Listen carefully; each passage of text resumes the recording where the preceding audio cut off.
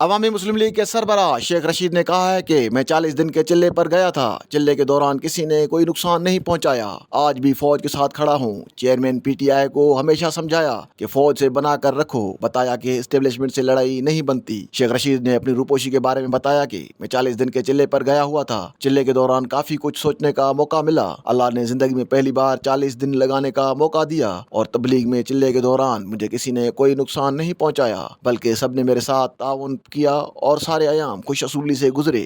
انہوں نے کہا کہ میری جماعت عوامی مسلم لیگ ہے، جس کا میں سربراہ ہوں، اور یہ سب سے چھوٹی سیاسی جماعت ہے۔ میرا تعلق اپنی جماعت سے تھا اور رہے گا، اسے ختم کر رہا ہوں اور نہ کسی پارٹی میں شمولیت اختیار کر رہا ہوں۔ شیخ رشید نے بتایا کہ قومی سلامتی کمیٹی کے سائفر سے متعلق ہونے والی میٹنگ میں شامل تھا اور ساری بات چیت کا گواہ بھی ہوں۔ چیئرمین پی ٹی آئی کی طرف سے 3 آدمی فوج سے مذاکرات کر رہے تھے، مگر پھر تینوں نے اپنی سیاسی جماعتیں بنا لیں، جبکہ میری بھی کوشش تھی کہ اس کار خیر میں اپنا حصہ بھی شامل کر لوں، مگر عمران خان ضدی سیاستدان ہے، جنرل عاصم منیر کو چھیڑنا ہماری غلطی تھی۔ عوامی مسلم لیگ کے سربراہ نے مزید کہا کہ ایم کیو ایم نے جب مجھ سے بات کی تو اندازہ ہو گیا تھا کہ اب ہمارا کام ختم ہو چکا ہے۔ شیخ رشید نے وضاحت کی کہ 9 مئی کے واقعات کے وقت ملک سے باہر تھا اور 10 مئی کو ان کی مذمت بھی کی تھی، مگر میری مذمت کو زیادہ نہیں سنا گیا۔ کسی بھی سیاستدان کو فوج کا نام نہیں لینا چاہیے اور سیاستدانوں کو اداروں کے ساتھ مل کر چلنا چاہیے، کیونکہ ملک اداروں کے بغیر نہیں چل سکتا۔